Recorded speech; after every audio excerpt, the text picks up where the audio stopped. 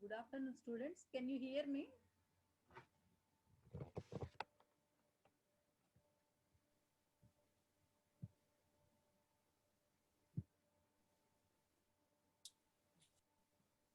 So you are able to hear now? You can message in the chat Yeah. box. Okay. We'll,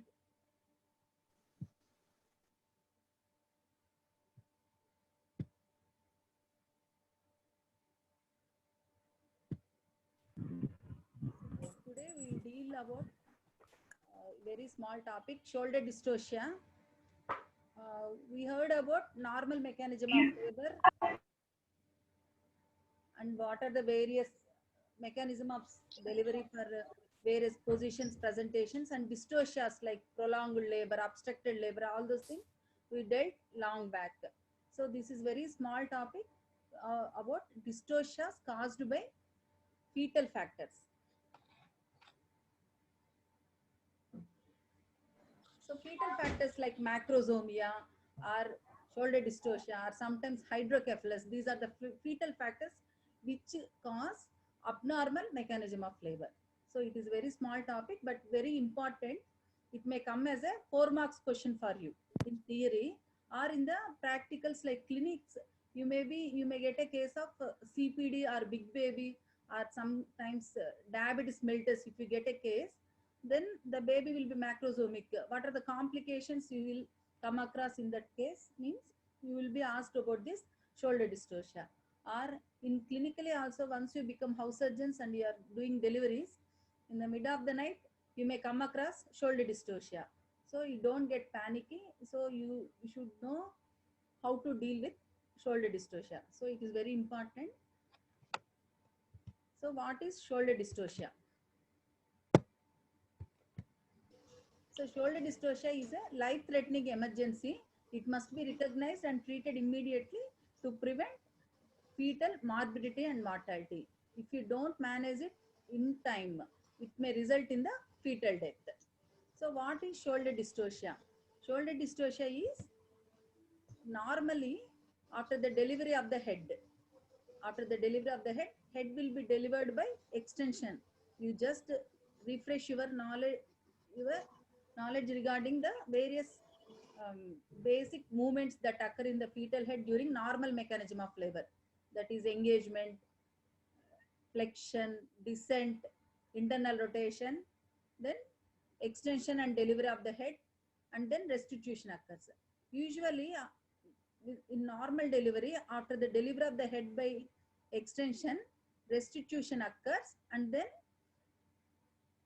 internal rotation of the shoulders occurs, and by gentle traction on the head, anterior shoulder slips under the pubic symphysis, and then posterior shoulder will be delivered. This is the normal thing that occurs.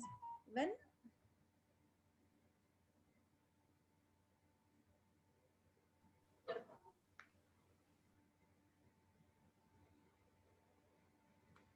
but when there is shoulder dystocia, that is when the both the shoulders cannot enter into the pelvis, that is shoulder dystocia. This restitution does not occur and the head will recoil back into the vagina, onto the vagina. Then you have to perform some maneuvers to deliver the head. Then you call it a shoulder dystocia. So by definition of shoulder dystocia is when a wide range of additional obstetric maneuvers are required to deliver the fetus after the head is delivered and gentle traction is failed to deliver the shoulder. Then you call it a shoulder dystocia. In other words, after the delivery of the head, the gentle traction fails to deliver the shoulder and you require some additional obstetric maneuvers. Then you call it a shoulder dystocia. So here you can see the head is delivered, but the engaging diameter of the shoulders is this acromial diameter, which is around 13 centimeters, and it is compressible. But here, because of macrosomia or other high risk factors, it fails to enter into the pelvis and anterior shoulder is impacted beneath the pubic symphysis. So this is bony impaction causing the dystocia. So this is called as anterior shoulder distortion. So incidence of shoulder dystocia is around 0.2 to 1% of all deliveries. So if you conduct 100 deliveries, we may unknowingly may come across 1% of shoulder dystocia. The types, shoulder dystocia can be unilateral shoulder dystocia or bilateral shoulder dystocia. Unilateral shoulder dystocia means one shoulder has entered into the pelvic cavity and another shoulder is impacted above the pelvis. That is unilateral shoulder dystocia. Bilateral shoulder dystocia means both the shoulders have not entered into the pelvic inlet. Then unilateral shoulder dystocia is again two types. Anterior shoulder dystocia means the anterior shoulder is impacted above the pubic symphysis is anterior shoulder dystocia, which is more common. Whereas posterior shoulder dystocia means posterior shoulder is impacted on the sacral promontory, that is posteriorly. So which is very rare. This is posterior shoulder dystocia. So the types are unilateral shoulder dystocia and bilateral shoulder dystocia. In the unilateral shoulder dystocia is again anterior and posterior. Out of all, common is anterior shoulder dystocia, which is of unilateral type.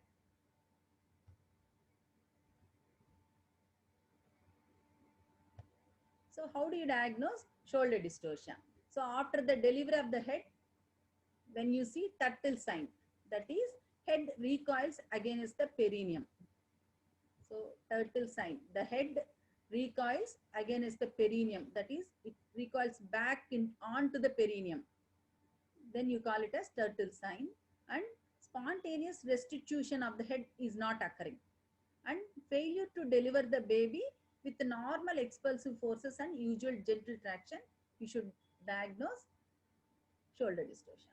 So after the delivery of the head, the shoulders are failed to be delivered by normal gentle traction and maternal expulsive efforts. And also normal restitution has not occurred and turtle sign you are seeing.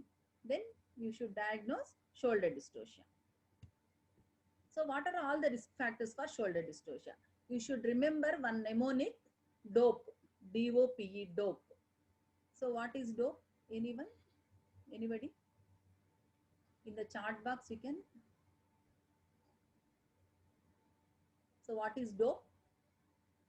These are the mnemonics for to remember the risk factors for shoulder dystocia. D is diabetes. When there is maternal diabetes, you think of, you anticipate shoulder dystocia. O is maternal obesity. P is post-dated pregnancy or post-maturity, where the weight of the baby will be more, macrosomia may be there. E is excessive weight gain by the mother during pregnancy. So whenever there is DOPE, you think of shoulder dystocia, you anticipate shoulder dystocia. So other risk factors can be when there is history of previous shoulder dystocia. A mother will say, in the history they will say that some difficulty has occurred during the delivery of the head is delivered but shoulders are not delivered. So when there is previous history of shoulder dystocia, this time also there may be risk of shoulder dystocia. It may be recurrent macrosomia. Then macrosomia, more than 4.5 kgs for a diabetes and more than 5 kgs for non-diabetic women. Why it is 4.5 kgs for diabetes and why it is 5 kgs for normal non-diabetic pregnant woman is, in diabetes, whatever the fat accumulates, it occurs around the shoulders and abdomen. Truncal region, the fat will accumulate. So bisacromial diameter will be more in the babies of diabetic mothers. So we say macrosomia even for 4.5. We anticipate shoulder dystocia even if the weight of the baby is more than 4.5 kgs in a diabetic mother, whereas 5 kgs for a non-diabetic mothers.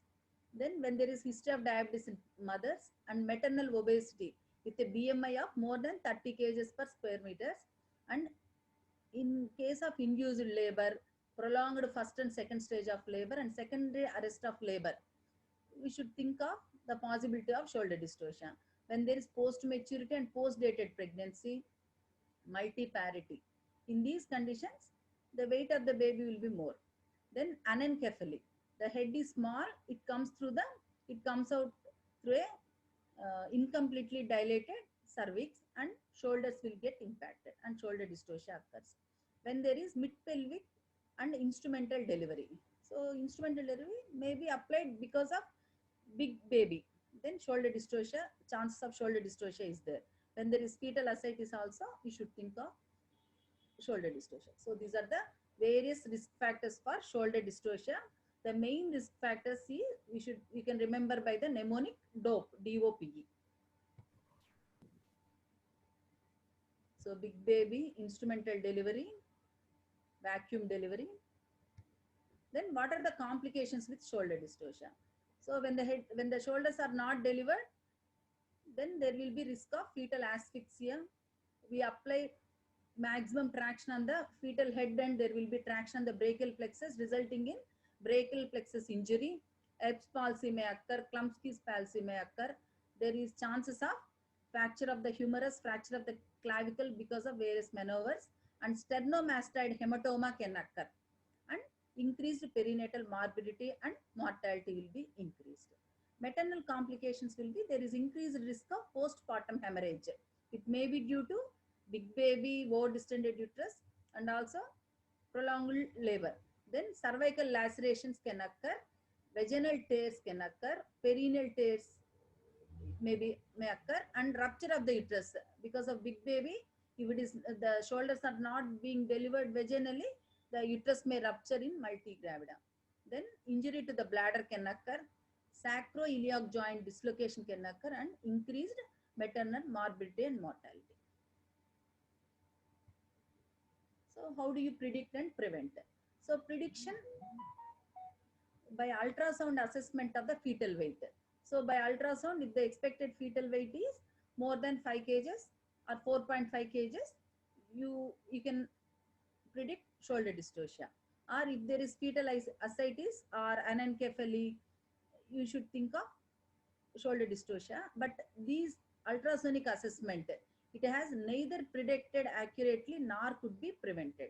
So this shoulder dystocia will be usually it occur and we diagnose it after the delivery of the head. Okay. Then antenatal assessment of risk factors by the mnemonic DOPE. You should all know about this one. D stands for diabetes mellitus. O for maternal obesity with BMI more than 35, post-dated pregnancy, then excessive weight gain by the mother. Then you will get the questions. What is meant by post-dated pregnancy? What is meant by post-term pregnancy? What is term? What is preterm? What is post-maturity? All these things I will ask in the next class. You should be able to answer.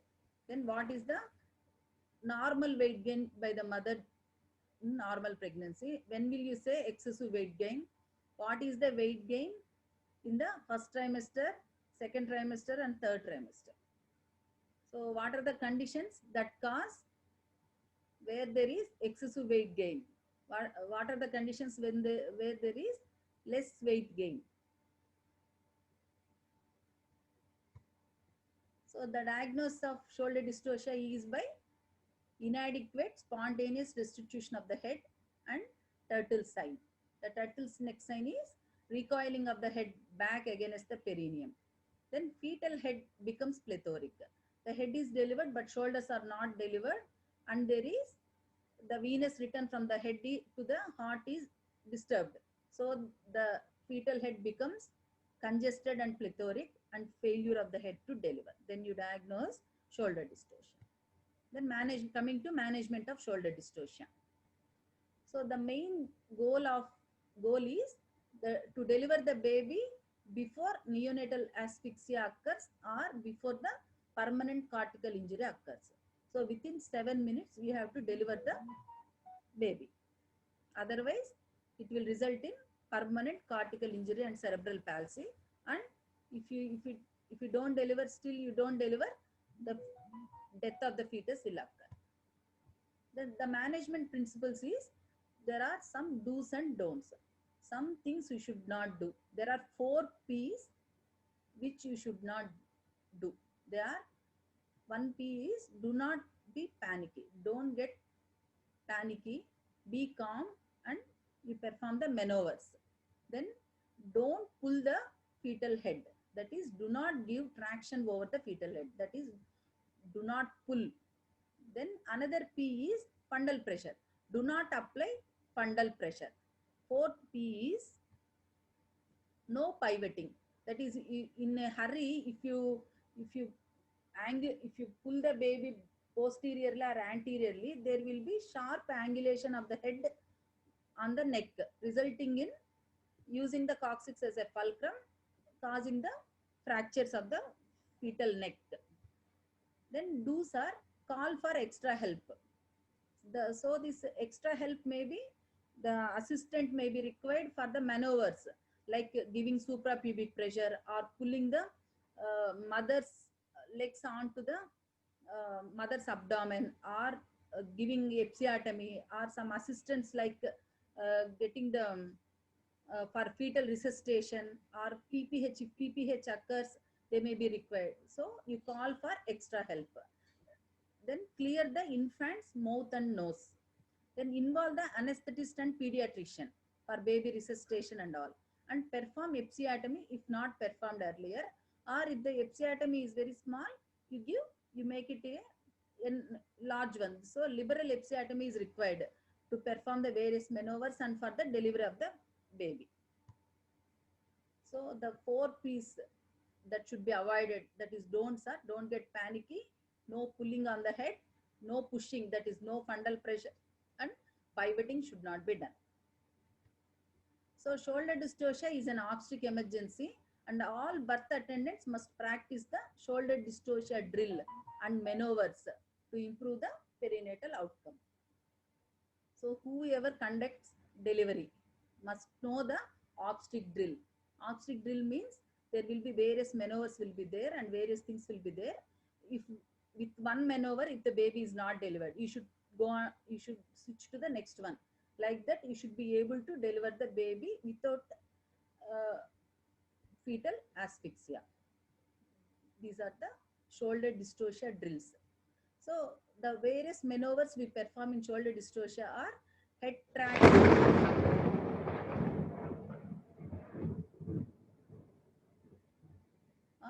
head traction and suprapubic pressure. So in normally, if the shoulders are not delivered after the delivery of the head, we catch hold of the fetal head and pull it posteriorly, so that is head traction, and some assistant gives suprapubic pressure. So by that one, the baby shoulders will be delivered. Then another maneuvers are McRoberts maneuver, Rubin's maneuver, Wood's maneuver, then Barnum's maneuver or extraction of the posterior arm, then all fours position or Gaskin's maneuver, and Javanelli's maneuver. You should know how to perform these maneuvers and by names also.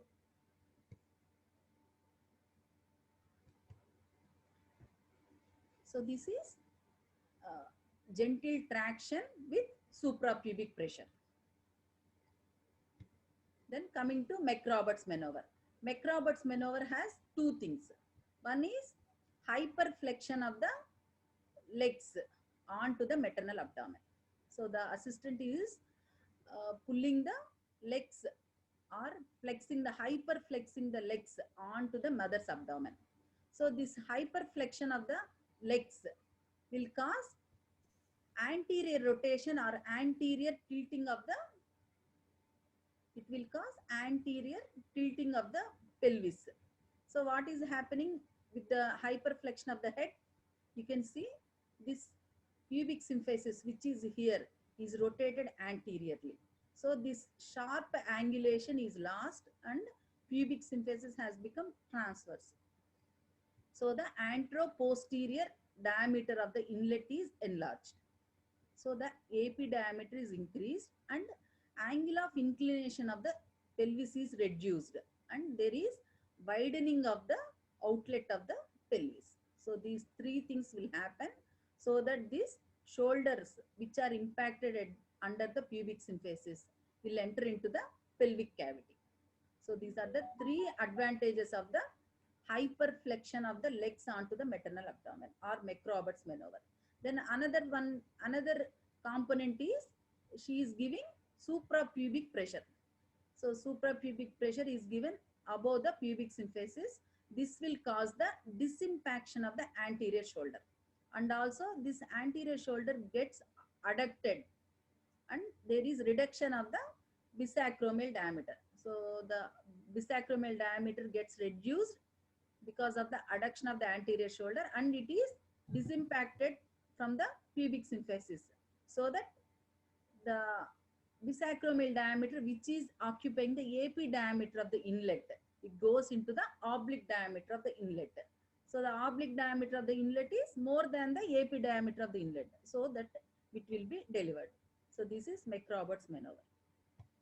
So here you can see, when assistant is not available, you encourage the woman to hyperflex her legs by herself, and the one who is performing the delivery, he can give the suprapubic pressure, and simultaneously he can give the gentle traction on the head.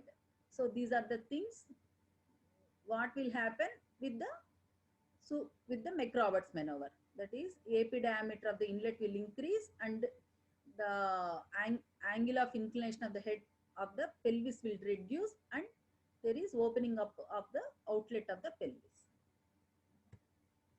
So this is externally they are giving the suprapubic pressure. So when you give the suprapubic pressure externally, the head is disimpacted, adducted, and bisacromial diameter will be reduced, and this bisacromial diameter will rotate from the AP diameter to the oblique diameter. So suprapubic pressure will cause the anterior disimpaction. And how to give the suprapubic pressure? With the heel of the clasped hand. So with the heel of the clasped hand, they are applying pressure on the posterior aspect of the anterior shoulder to dislodge it. So with the heel they can apply, or with the back side of, with the back of the clenched hand also they can give the pressure, or with the both the hands. With the both the hands, what we do for CPR, like that also the assistant can give the suprapubic pressure. Then what happens with McRoberts maneuver? So the pelvis will tilt anteriorly, and pubic symphysis becomes more horizontal to facilitate the shoulder delivery. So this is how the assistant is giving, is hyperflexing the legs and also giving the suprapubic pressure. So this McRoberts maneuver, this is wrongly given. In 90% of the cases, with McRoberts maneuver itself, you can manage the shoulder dystocia. So coming to Wood's maneuver or Wood's corkscrew maneuver. So it is done under general anesthesia. By corkscrew movement, the posterior shoulder, that is the shoulder which is in the posteriorly in the sacral bay, is rotated to the anterior position by 180 degrees. So this we heard in breech delivery also. In Lawson's maneuver also, pelvic orientation is in such a way that please mute. What is the most easy and most difficult not to mistakes. Easy to make when others do it. Difficult to we do it.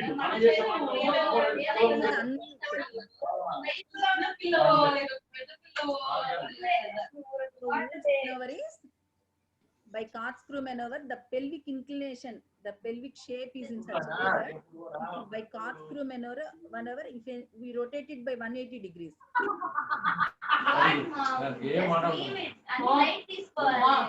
Somebody has to unmute.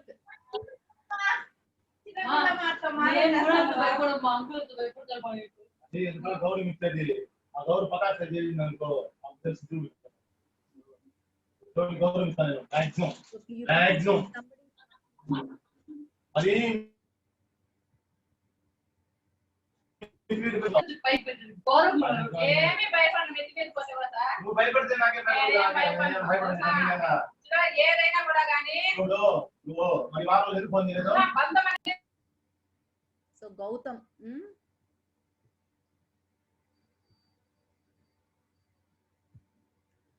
okay, by corkscrew maneuver means because of this pelvic inclination, if you rotate the fetal parts by 180 degrees, so that this posterior shoulder is rotated anteriorly, this anterior shoulder which is above the pubic symphysis will enter into the sacral bay, so that it will, the position will comes down. That is the mechanism of this corkscrew maneuver. In Losset's maneuver for the delivery of the shoulders in breech presentation is the same principle works here also. Here we call it as Wood's corkscrew maneuver. So how to perform this one? Two fingers kept vaginally and we reach the posterior shoulder and we try to rotate that posterior shoulder anteriorly, and simultaneously suprapubic pressure is given by an assistant so that this rotation will be complete. So we bring the posterior shoulder anteriorly under the anteriorly under the pubic symphysis, so that the anterior shoulder which is impacted under the pubic symphysis will come into the sacral hollow, so that this shoulder dystocia is managed. This bisacromial diameter is reduced by the suprapubic pressure and it is shifted to oblique diameter, and so that this bisacromial diameter enters into the pelvic inlet. This is Wood's corkscrew maneuver.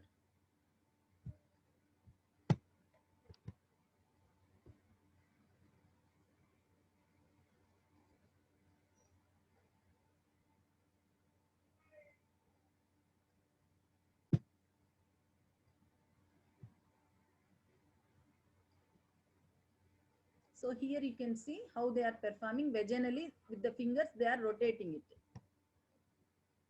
So but here you can see the anterior shoulder which is above the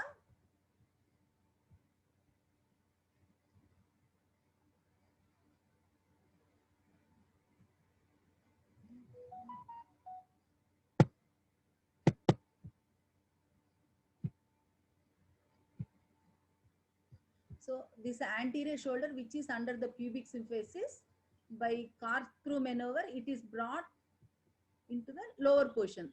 So we can see here this posterior shoulder by rotation it come under the below the pubic symphysis. So next maneuver is Rubin's maneuver. The pressure is applied vaginally by fingers on the posterior surface of the anterior shoulder to adduct the shoulders and rotate the head. So if you apply pressure suprapubically, it is called as Christless maneuver. But vaginally, if you apply pressure to disimpact the anterior shoulder and adduct it, then you call it as Rubin's maneuver. So anterior disimpaction by vaginal approach is called as Rubin's maneuver. So with the vaginal fingers, they are applying pressure on the anterior shoulder and adducting so that anterior disimpaction occurs. So this is Rubin's maneuver.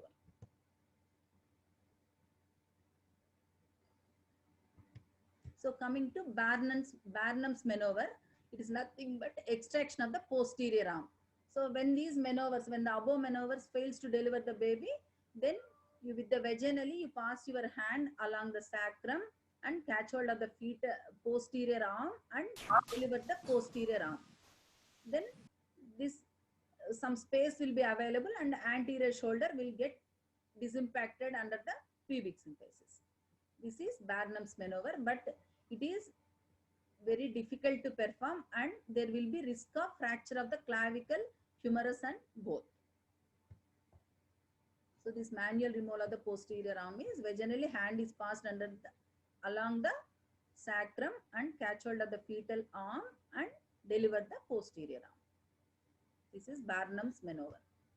Then if all these maneuvers fail, you make the patient to lie on the all fours position. All fours means on knee and knee chest position or all four position. In this all four position, the pelvic dimensions will change in a similar way like in McRoberts maneuver. That is, AP diameter increases, angle of inclination will decrease and outlet will increase.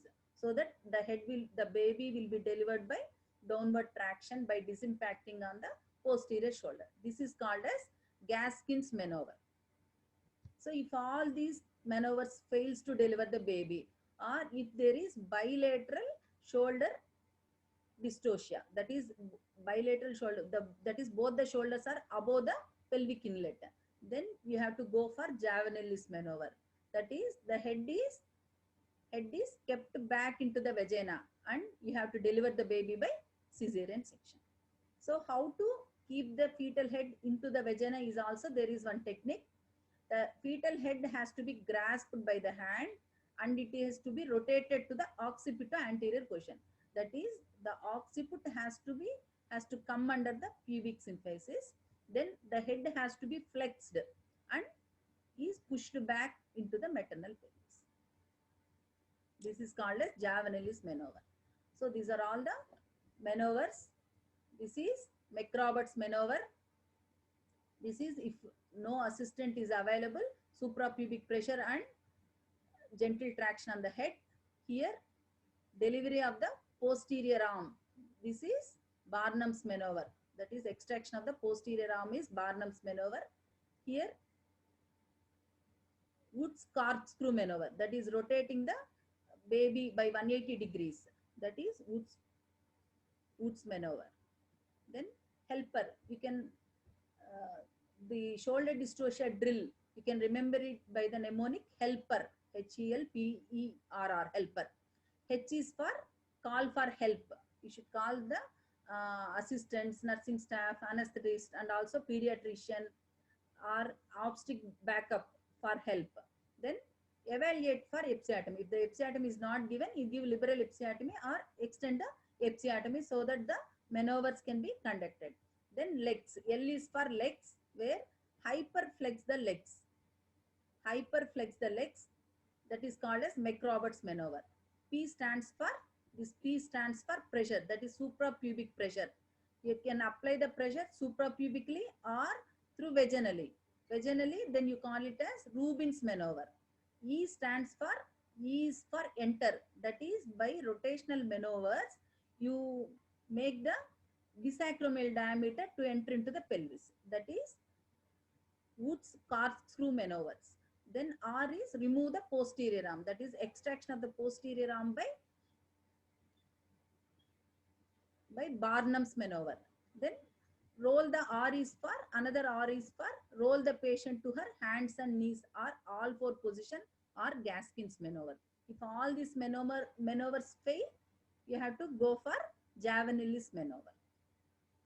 That is put back the head into the vagina and you take the patient for emergency cesarean section. So out of these maneuvers, these first line maneuvers are McRoberts maneuver and suprapubic pressure.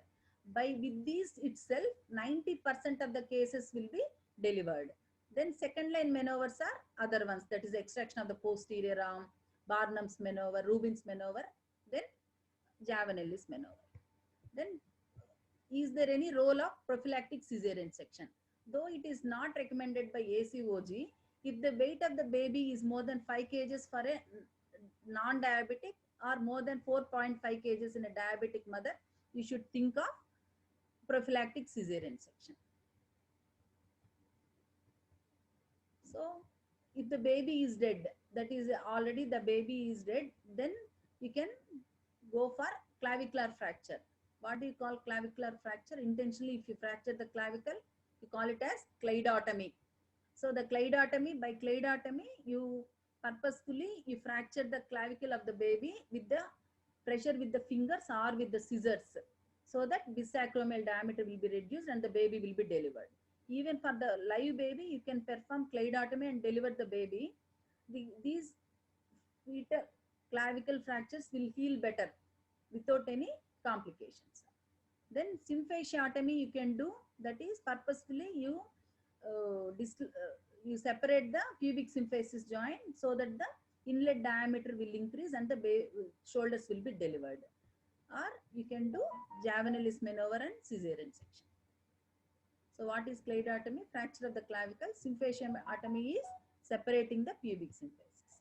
So once the baby is delivered, there is more chances for PPH. So prepare to manage the postpartum hemorrhage, and inspect for maternal lacerations and trauma, examine the baby for any injuries, and he explain the mother about the maneuvers, and whatever the maneuvers you have done, you write it.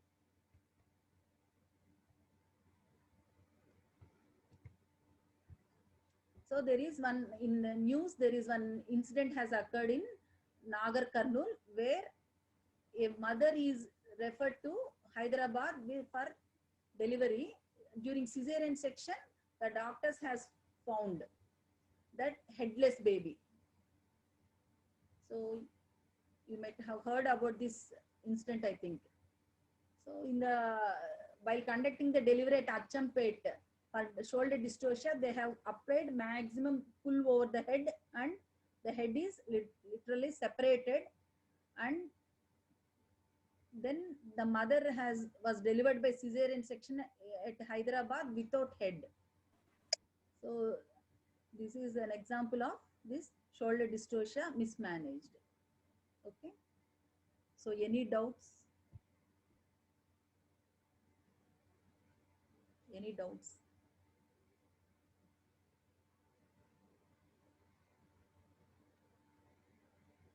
So you should be able to define shoulder dystocia, what are the causes or high risk factors for shoulder dystocia, then how to diagnose dystocia, that is turtle sign, then in high risk factors dope you should be able to tell, and complications of shoulder dystocia, maternal complications and fetal complications, and how to manage shoulder dystocia.